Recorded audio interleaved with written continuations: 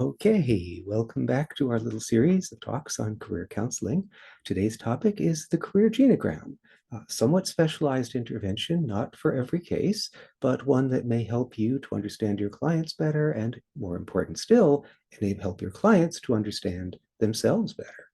Without further ado, let's go into screen share mode and see where we go. So, career genograms. The first question, of course, I was going to ask is, what is a genogram? That's assuming you haven't yet had your family therapy course, where the topic would be covered in more depth. Basically, a genogram is a family tree with more information added to it. Way of charting out your family, so to speak. As I've implied, these are widely used by family therapists because they can enable one to visualize the whole complex interplay of the many members of a family across multiple generations, et cetera, et cetera.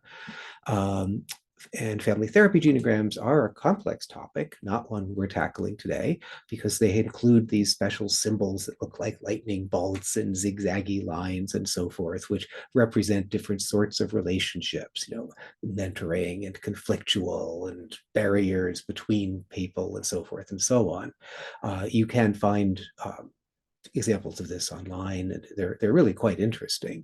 Uh, they're also used in a simpler form by health counselors to represent the family medical history. So, if there turns out to be a family medical history that, say, is significant for certain forms of blood disease or, cancers or mental disorders, that can be important information.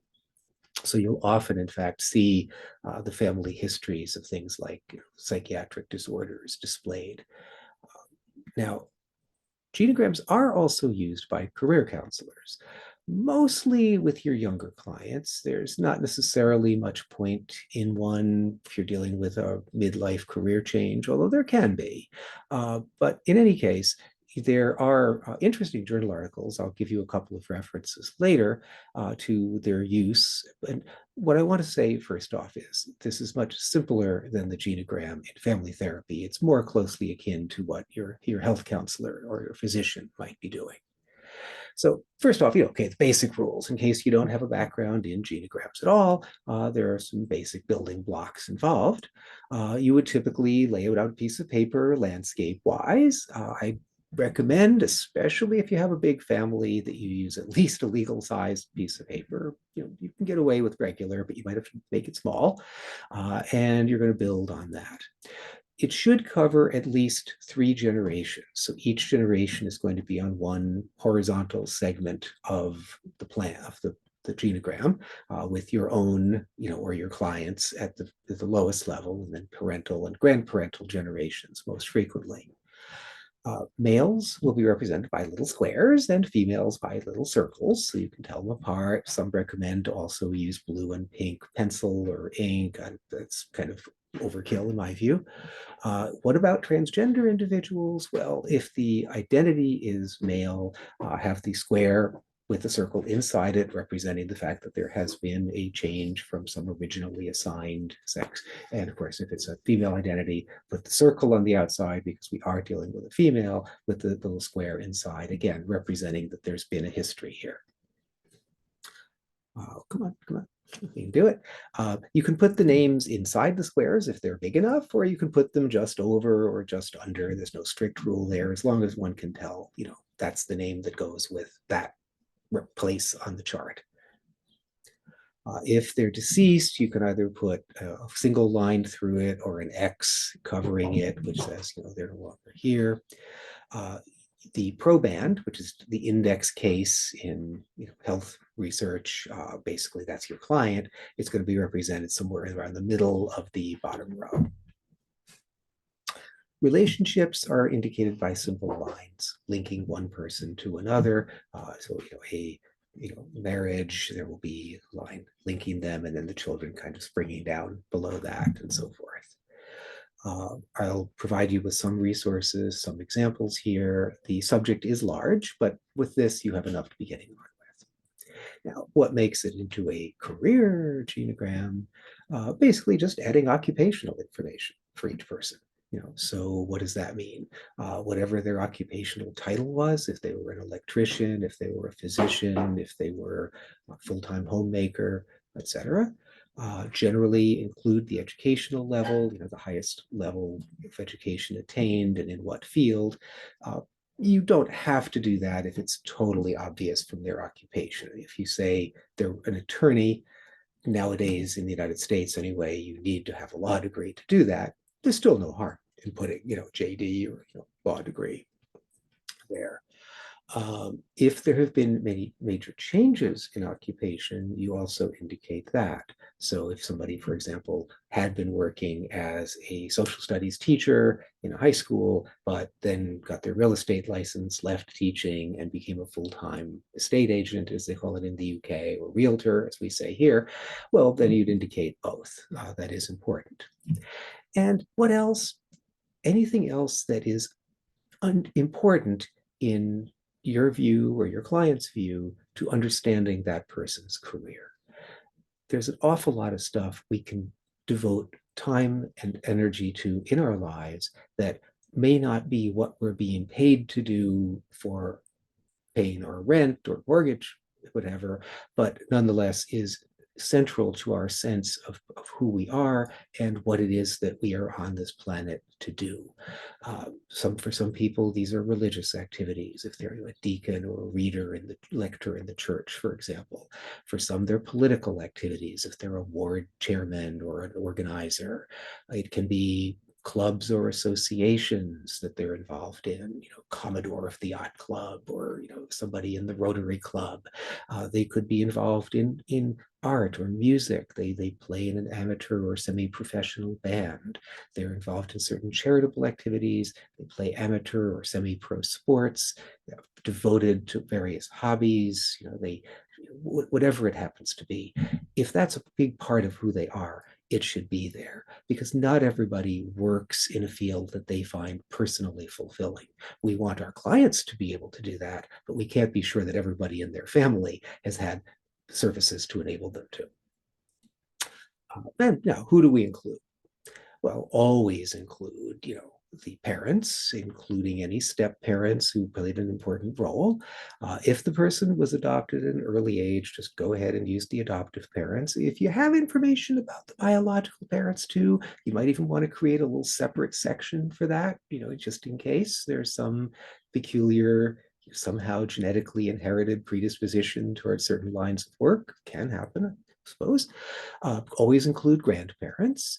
I would probably only include like step grandparents and so forth if they played an important role in the person's childhood. I would say always include aunts and uncles, your parents' siblings. Again, step parental siblings if they were considered important in the person's life. And probably first cousins. Now, this one's a little more debatable. Depends on how close knit the family is. People could be living 1,000 miles away and hardly ever seeing one another. Even then, though, there can be surprising matches. I once completed an online personality test, and it gave you the ability to also, basically, this was using your social media feed, and the AI program wasn't really AI, but sort of semi-AI, would go through all of what you'd written and posted and come up with ratings on major personality traits. Then it enabled you to do the same thing for people you knew if you had a social media connection with them. And the two people I was most like in all the world were two first cousins whom I have hardly ever met. So you can be surprised, right? So include them. Again, if it's a huge family, maybe trim that a little bit. Siblings, obviously. And again, half siblings, almost always, step siblings, if you kind of grew up together, had substantial contact with them. Optional, the further out you get, the more optional it gets, I suppose. So I would say here, I would include these for the following: if either the family was small, my own family, for example, there weren't a lot of people with a lot of kids, so I would include some of these folks. Or if your client says they are important, great aunts and great uncles, so grandma and grandpas, various siblings, great grandparents could be included. Second cousins, wow, it's starting to get out there, but you never know. And again, in some families, these are all very important. And then lastly, family friends or other important people who aren't blood kin, so to speak, but who to your client felt like they were important family-like influences. Okay. Just a couple of examples. These are very simple ones pulled off the net. You could have, a proband who is a teacher here, with a brother who's a pharmacist, as you see, and mom is also a teacher, and dad was a lawyer, et cetera, et cetera. You work your way back. Another example, again, a pretty simple one. The proband is a college student, so they're presumably still kind of making up their mind who they're going to be when they're finished growing up. And so the question is, what's everybody else been doing? You have in this family a kind of a mixture of, very mathy sorts of things, computer engineer, mathematician, art mathematics teacher, anyhow, arguably carpenter has a lot of sort of intuitive math in it, with more helping profession types, right? So of course the teacher is a hybrid, preschool teachers, nurses, and so forth, counselors. In family therapy, just to show you, this is how complicated they can look. All sorts of stuff gets represented. It's just this illustration, though. There are some useful resources here. If you have access to the Career Development Quarterly or the Journal of Counseling and Development, you can get those. Actually, you can also find these on the internet and download them. And there are some useful web pages out there. Many of these are commercial products trying to sell you their templates, but if you're going to do this frequently, it might be worth investing in one of these. Now, why? Why would it be worth it? Well, having the genogram right in front of you gives you a foundation for discussing two important things: the nature of the family and the kinds of lines of influence that exist in the family, and how people in the family have regarded the role of work. How important is your employment, your occupation to your sense of who you are versus other things, right? Is work just what you have to do to get by, and maybe only until you've saved enough to take time off? Or is it like central to your very identity as a human being, or anywhere in between? Because family members model both what sorts of things people do and also their attitudes towards what they are doing.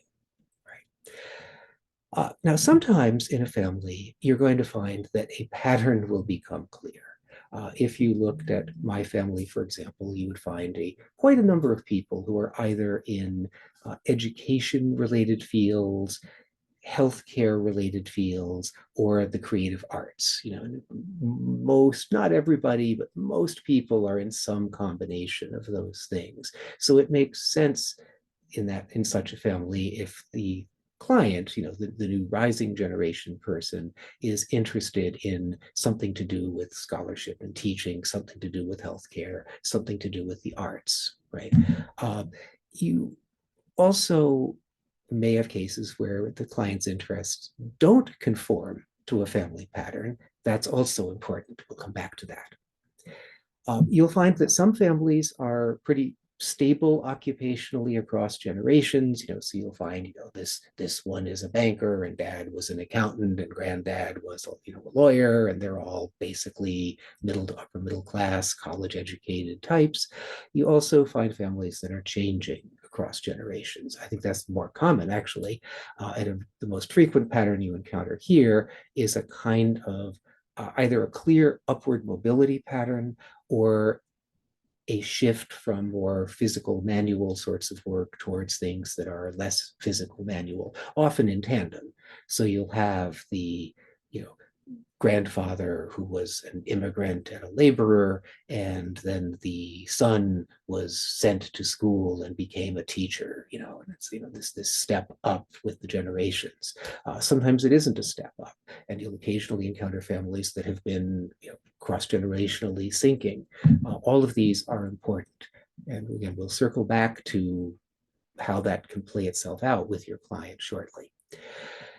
There's definitely plenty of room for discussion of how your client stands with regard to the family of origin and how the family of origin may have influenced their own decisions or their own drifting in life if they haven't made fully informed decisions yet and now they're just beginning to.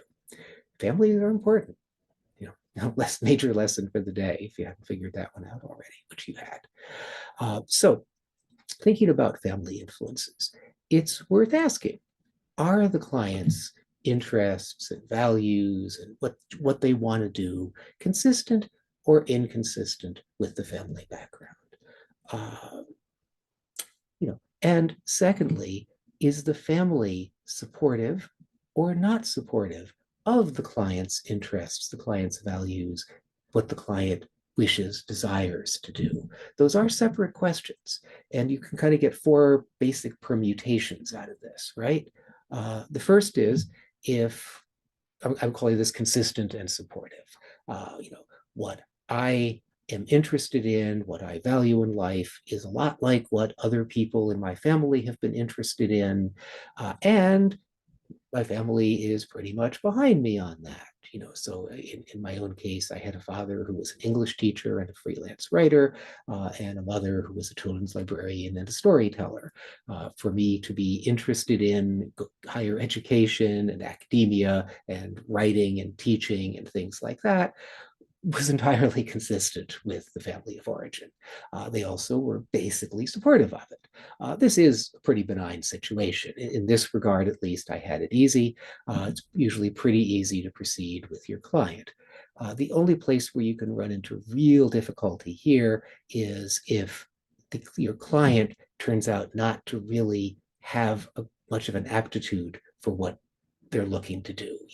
They're looking to follow in the footsteps of a multi-generational family of Navy officers, and they get seasick all the time. Of course, so did Admiral Nelson, so that's maybe not the best example. But there's something in the way. Everybody has been a lawyer, and this one has severe dyslexia, which is going to make it very difficult, not impossible, but very difficult to manage law school, right? Or all those legal briefs. That's where you could encounter some difficulty and a lot of grief to process. Career counseling isn't just here's a job for you, kid, or an occupation for you. It's also all the emotions that come with this. Secondly, you can have cases where the interests or the chosen pursuits of your client are not consistent with what the family's done before, but the family's basically behind them in it. This is fundamentally benign. You have family support, but there can be some challenges you're facing here. One is at the entry point, the people in your family don't know much about where it is you're trying to go. And even if they are fundamentally supportive, they can't give you much meaningful guidance, much support in the form of advice, steering you along the way, listening and understanding your trials along the way. These can be very explicit deficits in knowledge or things to do with implicit norms, for example. You run into this quite a bit in the upwardly mobile families, for example, where you may have, again, folks who've been hardworking, laborers for generations, but now there's someone who's looking to move into a different, something that requires a professional level of education, and very frequently in the children of immigrants, right, who've had to work in many cases in laboring capacities in their new country, but who aspire to their children rising to higher levels. And the children may, well, in this case, at least go along with that, but how much help can they get? So how do I get there from here? This is where a counselor, of course, can be very helpful. They're also, another thing they need to be aware of is that over the years, they may find themselves less and less fitting in with the family of origin. Everybody else is talking about this stuff and has a certain set of attitudes and interests and values in life, but now I'm on this other pathway. So everybody works for the railroad and I'm a portrait painter. There can be a disconnect here, which is again nothing that's stopping you from pursuing your career, but is a source of perhaps some discomfort in one's life that a counselor should be able to help a client with. Thirdly, you have the situation where what they are interested in and they want to do is actually consistent with what the family has done, but the family doesn't really want them to go there. I didn't want you to follow me into the coal mines, son, but the son is actually interested in mining or something along those lines. I didn't want you to, you know, I've been a grocer all my life. It's okay, but I wanted more for you, my child, but the kid is like, I love produce. I love buying and selling and, getting the best stuff I can and schmoozing with the customers and, keeping everything clean and tidy and chasing the fruit flies away, whatever else, all the marvelous things that might be involved. I like running the grocery. Well, in this case, the family wants one thing, the client doesn't want the same thing. And this can be very tricky. In some cases, the client will have sort of internalized a false sense of what they want, which is really what the family of origin wants. And they're actually, rejecting or not even allowing themselves to be fully aware of what their own preferences are. I had a student once whose family ran a marina, and he always worked summers at the marina. Officially, he didn't want to be stuck in that life. He actually loved every summer on the marina, and he really, really hated college. I mean, reading and studying and taking exams and making presentations, all of that was boring to him. He loved hands-on work with boats and at the sea, which I was sympathetic to. I'm no good at that stuff myself, but if I was, I might want to do it myself. But you see, he wouldn't even allow himself to be aware of it. No, I don't know where he ended up. He was a student, not a client anyway. Uh, Lastly, you have the probably most conflictual situation, which is that where your client has interests that are leading them in a direction that is atypical of the family of origin, and the family doesn't like it. They don't want them to do it. So I want to break the mold. They don't want me to. I was supposed to be an engineer or at least a successful business person, but what I'm really doing is I'm a singer songwriter. That's what I love. I'll work whatever job to pay the daily bills, but I'm going to keep working on my music and getting bands together and recording things and touring whenever I possibly can. And my family hates it. Yeah. So as a client person, I don't have the background knowledge, of how to go where I want to go. I may not have much confidence, and that's even being undermined by my family. I'm not getting support. I'm not getting guidance. And this is where you as a counselor are crucially important, but also as a counselor in helping them to identify potential mentoring relationships.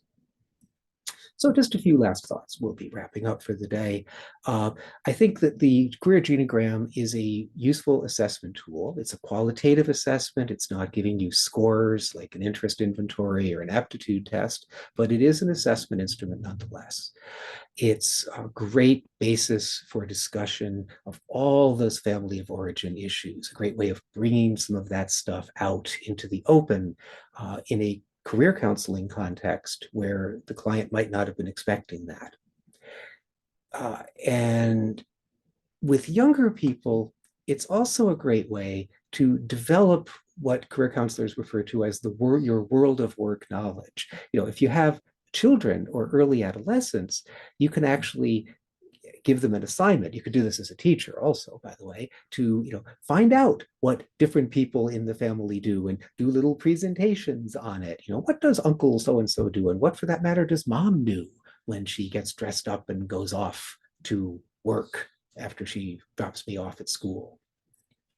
What's going on all day? With older adolescents and young adults, you can use this to help you understand better what they understand, what they already know about things. Now, again, as I said at the very beginning, this is a fairly specialized instrument or approach. It's not a mandatory element that's done in every career counseling setting or by every career counselor with every client, but it can be quite valuable. Probably showing decreasing value as you start working with middle-aged or older clients, for whom, again, many of these things may simply be known or it may be far in the past. Even then, though, you might be surprised sometimes. With all that said, I think we have completed our journey for the day. So stay tuned. We'll see what we come up with next. Bye all.